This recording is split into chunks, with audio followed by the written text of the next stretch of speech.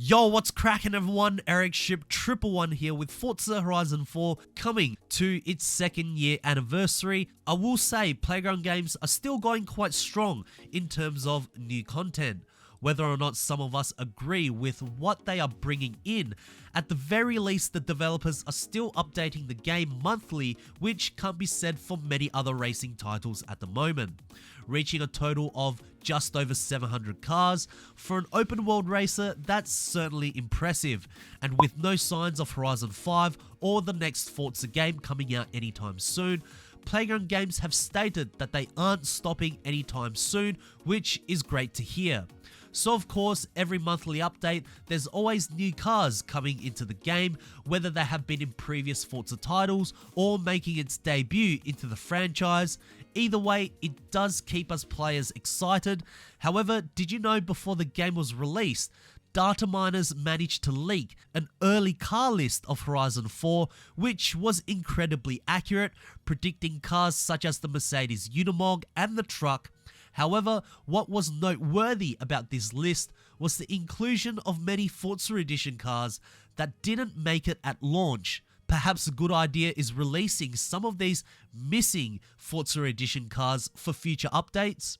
This could certainly mix things up, but in today's video, let's take a look at 8 Forza Edition cars that disappeared at launch. Starting off with number 1, the Acura NSX Forza Edition.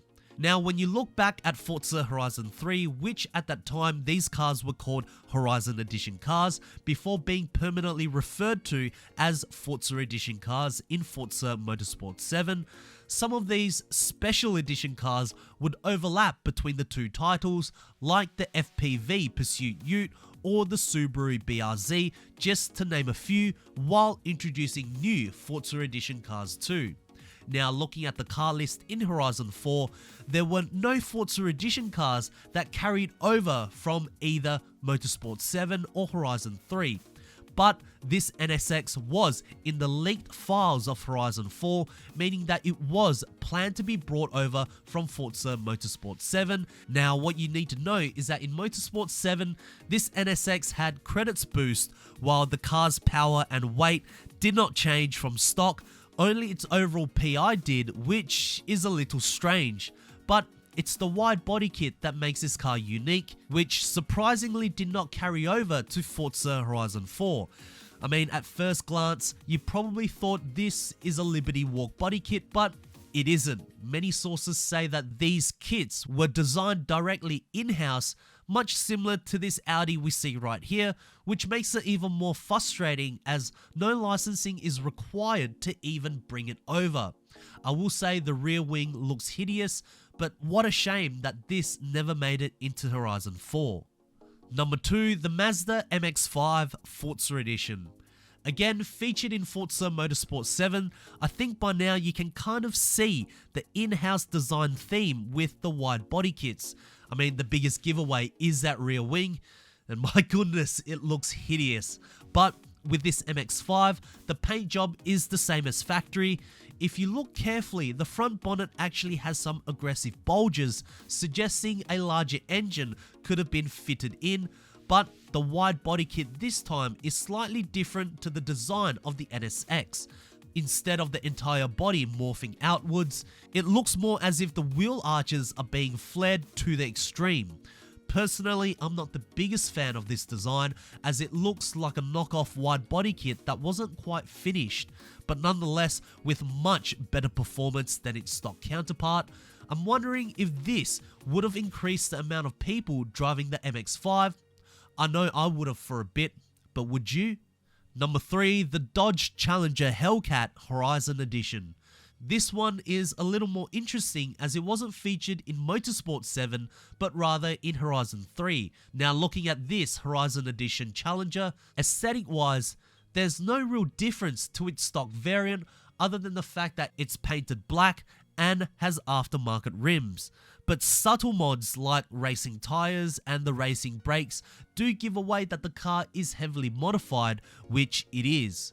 With an increased output of over 100 brake horsepower more and weighing over 300 kilograms less, This would make a pretty nice drift boost Forza Edition car in Horizon 4.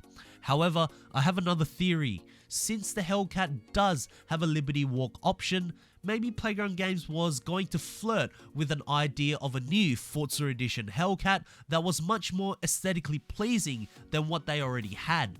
We can't be sure, but what we do know is that this was supposed to be at the launch of Horizon 4.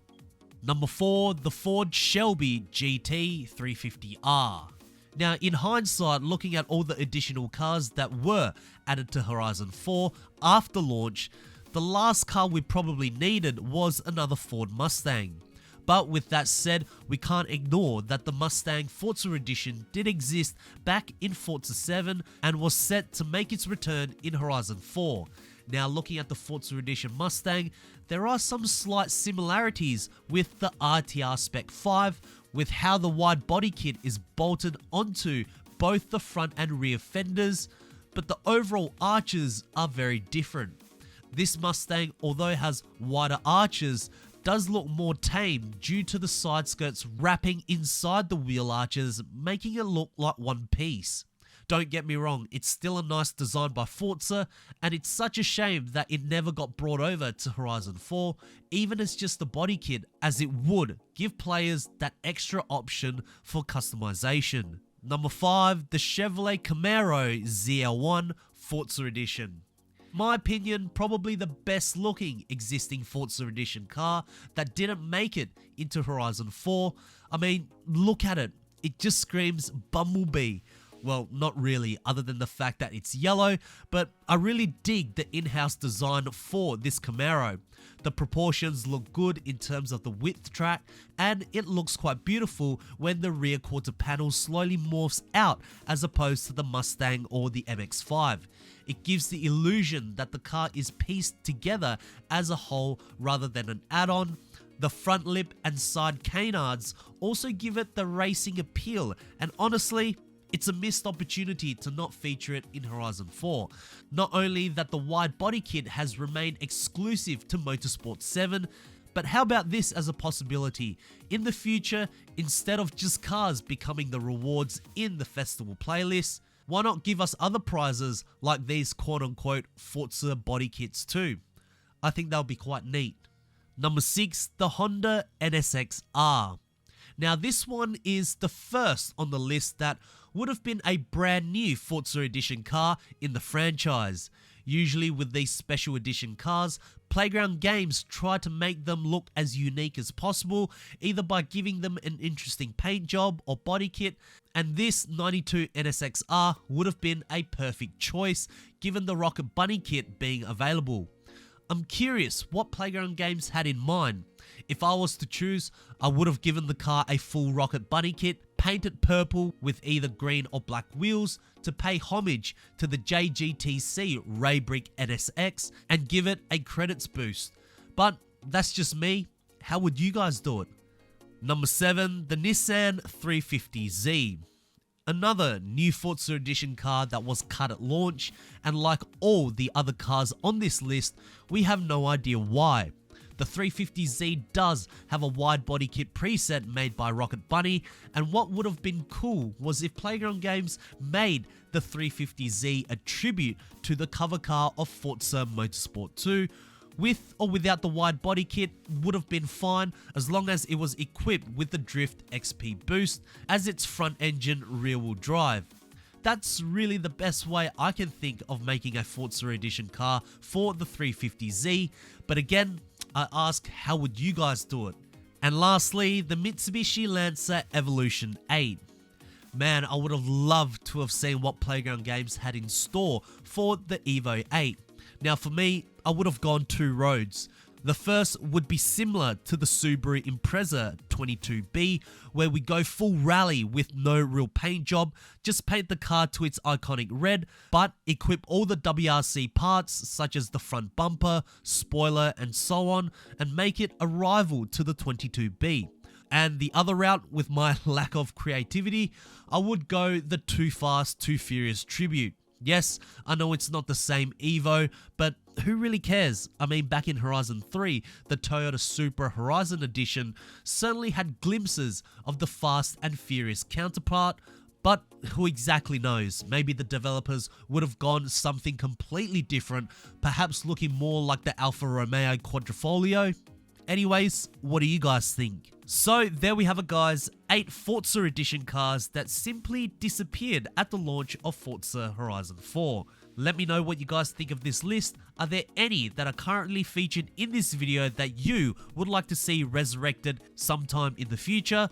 And also, I'll put a link to the leaked list down in the description below so you can check out the other missing Forza Edition cars. Anyways, if you guys did enjoy this video, please make sure to smash the thumbs up button. That would really help me out. And lastly, if you guys would like to see more Forza Horizon 4 content right here on this channel, make sure to click the subscribe button with notifications turned on. And I hope to see you guys in the next video.